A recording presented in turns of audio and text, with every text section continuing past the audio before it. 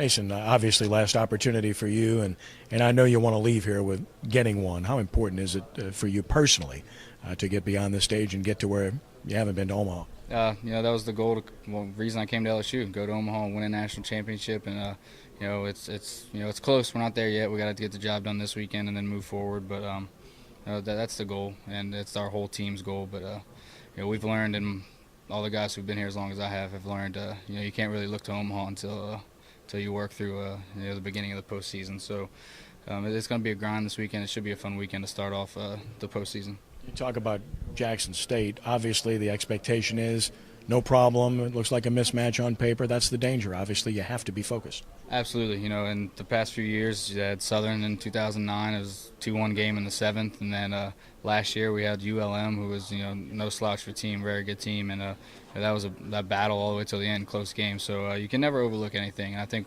we've done a really good job this year of, taking it one game at a time, treating every game the exact same, whether it's Southern midweek game, Grambling midweek game, or going and playing Vanderbilt in the SEC tournament. We treat them all the same way. I think that's what's good about this team. You guys field 981. You moved to first base, helped the team. Outfield defense, regardless of who's out there, you got speed, and it's been better. Looks like what's better about this team is, aside from the lineup being a little deeper, is your defense is better. Yeah, it's some guys aren't hitting as good as they'd like to. Steve Andrew's not having the best offensive year like he'd like to, but he basically scores runs with his glove. He takes runs off the board for us basically every inning, and keeps us in the game if it's close, or helps us keep our lead. So that's, like you said, we have speed out there now. We don't have myself in the outfield anymore, thank goodness. So we got younger guys who can outrun me, run circles around me. So they're saving runs for us and things like that. So everything matched up well defensively for us. Even though you are that deep, how nice will it be to get hopefully Jacoby and Mark back there out on the field? Yeah, those guys have been a stable in the lineup for us all year long, and showing what we could do when they were hurt this past week and past 2 weeks for Jacoby, shows how deep we are. And if anything, freak accident happens, you can bring guys off the bench. But having them back, it's going to be huge for us.